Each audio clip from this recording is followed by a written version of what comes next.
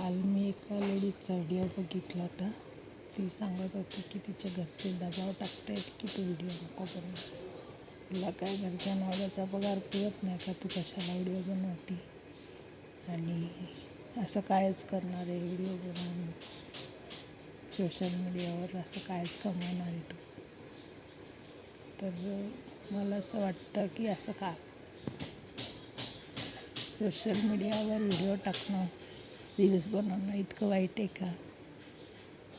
रिकाम्या वेळेत जर गृहिणी करते आपले सगळे कामं आटपून, सगळ्यांचं आवरून, सगळं सांभाळून जर ती वेळात वेळ काढून थोडंसं आपल्यासाठी जगते तर तिला विरोध का? तुम्हाला काय वाटतं, हे योग्य आहे की नाही? मला कमेंट करून सांगा.